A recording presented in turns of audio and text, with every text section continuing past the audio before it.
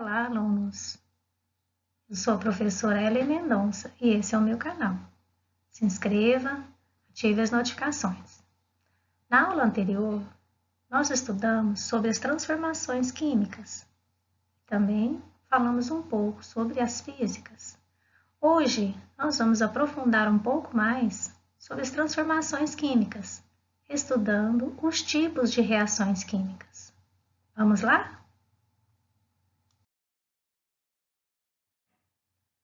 Na aula de hoje, você deverá ser capaz de conhecer e entender os tipos de reações químicas, representar as transformações químicas por meio de equações e também balancear uma equação química.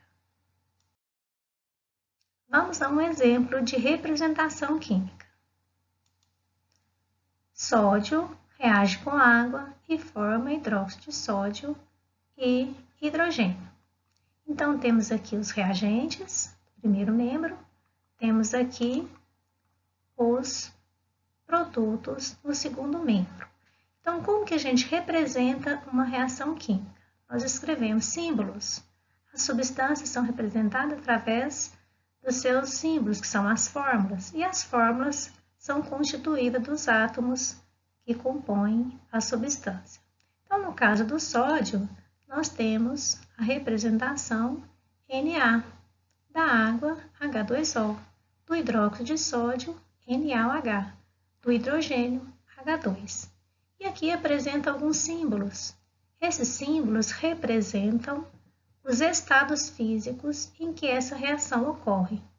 Então, aqui o sódio ele vai estar no estado sólido, a água líquido, os produtos, o hidróxido de sódio, como é um composto iônico, ele vai dissociar em isso, então ele apresenta na forma aquosa, e o hidrogênio é um gás, né? Essa reação ela produz a formação de um gás. Então, a representação aqui está. Vamos aos tipos de reações. Nós vamos estudar sobre as reações de síntese, reações de análise ou decomposição, reações de simples troca ou deslocamento, reações de dupla troca e também as reações de óxido-redução. Vamos às reações de síntese. Então, nas reações de síntese, o que nós temos? Ocorrem quando duas ou mais substâncias sofrem uma transformação que dá origem a uma única substância, diferente das substâncias iniciais. Essa reação normalmente ela ocorre liberando energia. Vamos a um exemplo. Reação que ocorre no flash de máquinas fotográficas antigas para a liberação de energia luminosa. Então, a representação, duas substâncias no reagente, formando uma substância no produto. Então, essa é a reação de síntese. Vamos à reação de análise. Reação de análise, eu trouxe 3 exemplos, a pirólise, a fotólise e a eletrólise. Quando a gente fala de reação de análise ou decomposição, então nós temos uma única substância decompondo em duas ou mais substâncias no produto. Então vamos ao exemplo da pirólise. O que é a pirólise? É a reação na qual ocorre a quebra da substância que está no reagente, provocada pelo aquecimento do fogo. Daí o nome piro, e o lise é a quebra. O aquecimento é representado por um triângulo, que fica logo embaixo da seta. Então, o exemplo do carbonato de cálcio se decompondo em óxido de cálcio e gás carbônico. Vamos à representação. Então, uma substância no reagente é aquecida, ocorre a quebra ou a decomposição em duas substâncias. Nesse caso, o óxido de cálcio e o gás carbônico. Vamos ao outro exemplo, que é a fotólise. Na fotólise, é a quebra pela presença de luz. Aqui no caso, o exemplo que eu trouxe é um filme fotográfico exposto à luz. Então, a luz é representada pelo símbolo lambda. Então, exemplo, brometo de prata se decompõe em prata e gás bromo. Então, uma substância no reagente, duas substâncias no produto, ok? Então, vamos ao outro exemplo da eletrólise, que é a reação de decomposição que é utilizado a quebra através da corrente elétrica. Exemplo, decomposição da água, formando gás hidrogênio e gás oxigênio. A representação, um reagente, uma substância no reagente, duas substâncias no produto. Lembrando que a reação de decomposição, ela pode ter também mais de duas substâncias no produto. Os exemplos aqui citados apresentam somente dois. Vamos à reação de simples troca. A reação de simples troca ocorre quando um elemento de metal ou ametal de uma substância simples desloca o elemento hidrogênio de uma substância composta, ou seja, faz uma troca. Para essa reação ocorrer, o elemento deve ser mais reativo que o hidrogênio. Vamos ao exemplo. Então, temos aqui o ferro reagindo com ácido clorídrico, formando cloreto de ferro e hidrogênio. Então, o ferro ele deve ser mais reativo do que o hidrogênio para deslocar ele e a reação ocorrer. Então, essa reatividade que nós falamos, dos elementos são mais reativos que o hidrogênio, estão aqui no que nós chamamos de fila de reatividade dos metais. Então, esses elementos aqui são os metais alcalinos e os alcalinos terrosos. Esses aqui são outros metais comuns que são mais reativos do que o hidrogênio. Então, onde o ferro está? Ele está aqui, então ele é mais reativo do que o hidrogênio, por isso ele desloca o hidrogênio e a reação ocorre. Esses elementos que estão depois do hidrogênio, eles são menos reativos, então a reação não ocorre. Não vai haver o deslocamento de nenhum desses, provocado por nenhum desses elementos aqui em uma reação com hidrogênio. Temos também a reatividade dos ametais, então os elementos que são mais reativos do que o hidrogênio. Então nós temos flúor, oxigênio, nitrogênio, cloro, bromo, iodo, enxofre, carbono e fósforo. Tem uma frase que a gente grava e nunca mais esquece para gravar essa fila de reatividade dos metais, que é utilizando os símbolos dos ametais, como exemplo. Fui ontem no clube, briguei e saí correndo para o hospital. Então, gravou essa frase, você nunca mais vai esquecer dos ametais, que são mais reativos do que o hidrogênio. Vamos ao nosso próximo tipo de reação, que é a reação de dupla troca. Na reação de dupla troca, nós temos a troca das substâncias reagentes com seus ânions, ou seja, aqui nós temos sulfato de alumínio reagindo com hidróxido de sódio e formando hidróxido de alumínio com sulfato de sódio. Então, o que ocorre? Eu destaquei aqui os ânions para vocês ver como ocorre a reação de dupla troca. Então, o sódio vai combinar com o sulfato e formar o sulfato de sódio. Depois, se o sódio combinou com o hidróxido, quem vai combinar com quem? O alumínio com o hidróxido. Então, os íons alumínio e hidróxido vão combinar e formar o hidróxido de alumínio, certo? Então, são substâncias compostas nos reagentes, formando substâncias compostas no produto. Essa é a reação de dupla troca. Vamos às reações de óxido-redução. É um tipo de reação que não vamos aprofundar agora, mas eu trouxe aqui a descrição para vocês. Nós vamos ter uma aula depois só para falar sobre as reações de óxido-redução. É uma reação de óxido-redução, é a combinação de uma reação de oxidação com uma de redução. Reações como a combustão, corrosão, fotossíntese, metabolismo do alimento, extração dos metais e dos minérios são reações de óxido-redução. Então, nas reações de óxido-redução, ocorre a transferência de elétrons.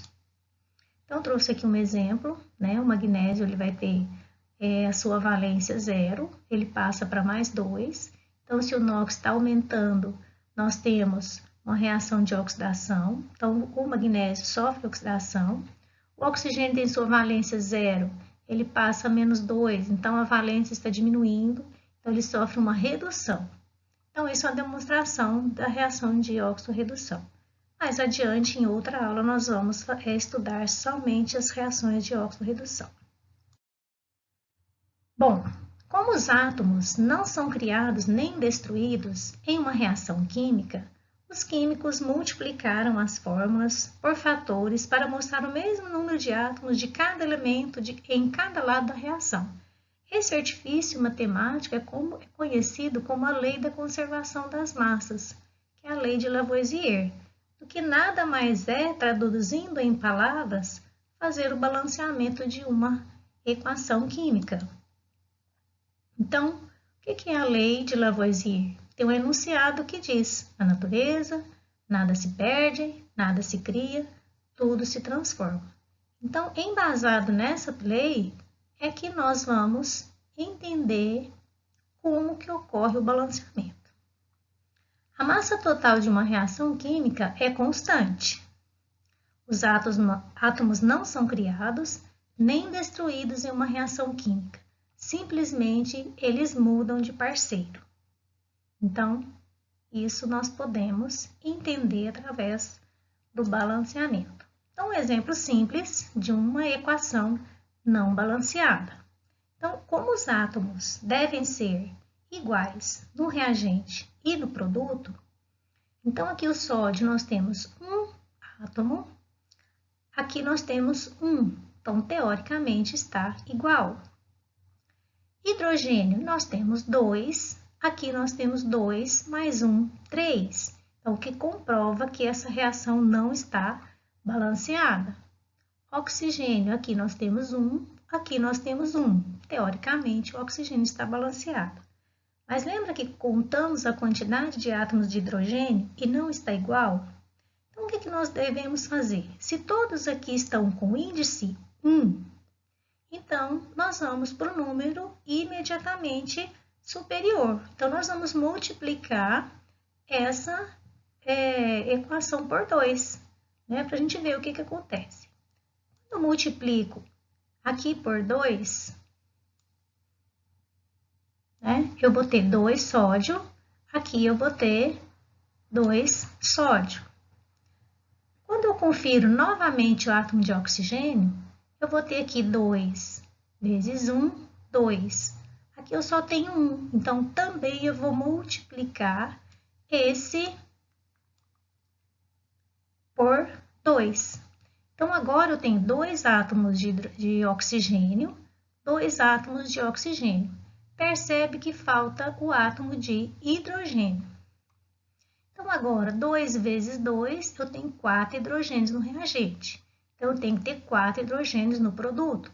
Então, 2 vezes 1, 2. Aqui eu tenho 1 vezes 2, 2. 2 mais 2, 4. Então, é só acertar aqui com 1. E a minha equação está balanceada.